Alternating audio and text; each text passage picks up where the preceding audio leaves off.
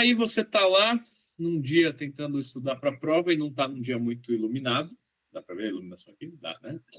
Está sobre a minha cabeça. No exercício de hoje, eu, Thiago Marum, e a Elisa, que está aqui do meu lado, a gente vai resolver com você um exercício de distribuição de probabilidades. É um exercício até que bem difícil de prova lá da USP, tá bom? Eu já te vejo logo depois da vinheta. Vai!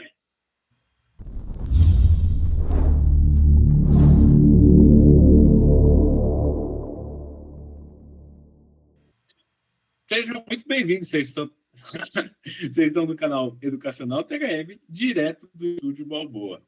Como eu já falei na vinheta, eu sou o Thiago Marum, a gente tem a Elisa aqui do lado. Quer dar um oi, pessoal? Oi, pessoal, tudo bom? Boa. E no vídeo de hoje a gente vai resolver um exercício de distribuição de probabilidades. Lembrando que isso aqui faz parte de uma playlist de vários exercícios, resoluções de prova. Aqui no canal você tem muitos outros temas, eu te convido a dar uma olhada na playlist de probabilidade com o conteúdo, o conceito, a de estatística, a de programação, enfim. Aproveita aí que a gente quer levar esse projeto para o maior número de pessoas de forma acessível, tá bom? E para isso a sua ajuda é muito importante, curtindo, compartilhando, comentando e dando essa força de sempre, tá bom? Sem mais delongas, vamos para o exercício. Toca daí, Elisa.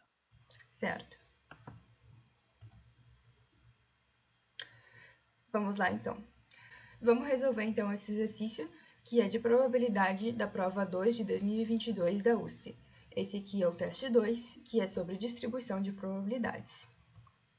O nosso enunciado, então, nos diz: seja um experimento aleatório que consiste em se fazer um sorteio de um número natural, o espaço amostral é ômega igual a 1, 2, 3 e assim por diante, e o espaço de eventos é o seu conjunto de partes, e seja a variável aleatória x, tal que ômega vai para o espaço de menos 1, do conjunto de menos 1 e 1, definida por x de n é igual a menos 1 se n for ímpar e x de n é igual a 1 se n for par. A distribuição de probabilidades é definida através da atribuição P de n igual a 1 sobre 2 elevado a n para todo o n pertencente a ômega. Então, quanto vale a probabilidade de x ser menos 1 sobre a probabilidade de x ser 1? Pois é, né? Esse exercício, quando bate o olho numa prova, o que você faz? Você pula. Essa é a primeira coisa que você faz no exercício desse. Por quê? Justamente é um exercício mais complexo. Mas aí você fez toda a prova lá e chegou nele de novo e você começa a ler as coisas com calma. Vamos só comentar antes da Elisa mostrar como é que a gente vai resolver. Mas se atentem aqui ao seguinte, o espaço amostral é um tal de ômega lá, 1, 2, alguma coisa, né?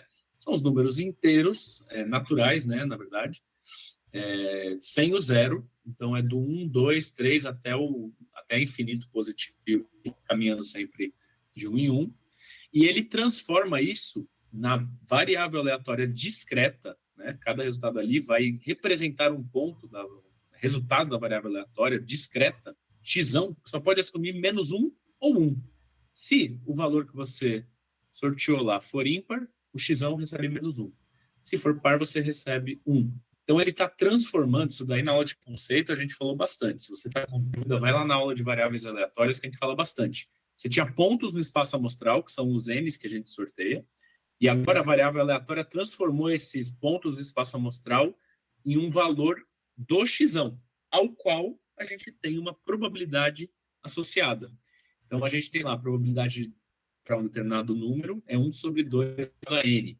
Então, você teria uma tabela aí, você poderia construir a tabela que distribui as probabilidades. Então, calma, né? O exercício é feio, mas dá para resolver, dá para entender o que ele está pedindo. E no final ele fala o seguinte, qual que é a chance, a razão entre a chance do x ser menos 1, que é o valor da variável ser menos 1 vai ser quando o número que você sorteou é ímpar. Então, ele quer saber a chance a divisão entre a chance do número ser ímpar sobre o número ser par.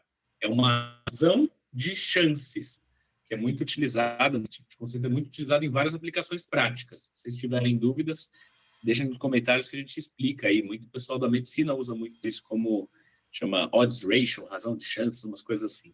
Mas bem, vamos ao exercício da prova e vou deixar a Elisa seguir daí, mas não se assuste. Os conceitos você teve nas aulas, se não teve, volta nos vídeos que está tudo lá. Segue daí. Isso aí. Então, vamos começar olhando para a distribuição das probabilidades de x. P de n é igual a 1 sobre 2n.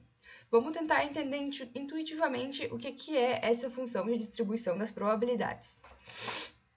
O n vai ser o nosso número sorteado e o p vai ser a probabilidade dele. Ou seja, quando o n cresce, esse denominador vai crescer, e tornando todo esse conjunto, esse número, o conjunto, uma probabilidade cada vez menor.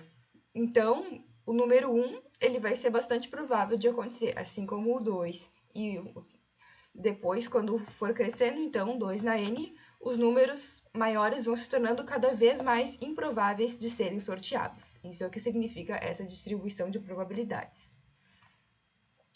A gente pode descrever, então, a probabilidade de x ser ímpar como 1 sobre 2 na 1, que é quando x é 1, mais 1 sobre 2 elevado a 3, que é quando x é 3, mais 1 sobre 2 elevado a 5, que é quando x é 5, e assim até o infinito. Mas se vai até infinito, como é que a gente vai saber qual que é a probabilidade? A gente pode olhar para como essa soma está se comportando e pensar se ela não se parece com algo que a gente já conhece. É uma soma de uma PG infinita. E essa PG, então, apesar de ela ser infinita, ela está convergindo para um número finito que a gente pode descobrir qual é.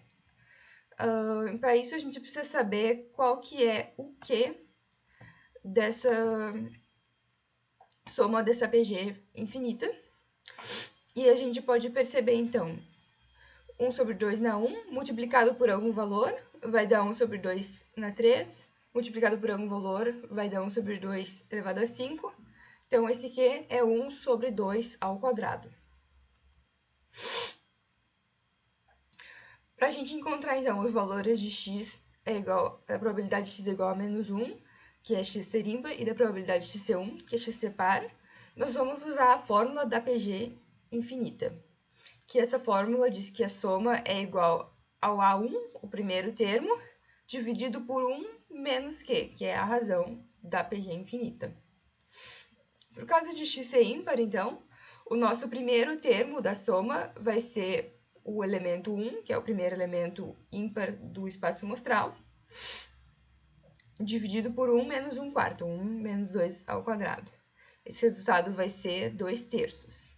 E para o caso de x é par, então, o primeiro elemento da soma vai ser o primeiro elemento par do nosso espaço amostral, que é 2, dividido por 1 quarto, 1 menos 1 quarto. Esse resultado dessa equação, então, aqui é 1 terço. Finalmente, o que pediu o nosso exercício, que é a probabilidade de x ser menos 1, dividido pela probabilidade de x ser 1, ou seja, a probabilidade de x ser ímpar dividido pela probabilidade de x ser par, equivale a 2 terços divididos por 1 terço, que é 2. Quem está seguindo pela prova da USP, o gabarito é a letra B.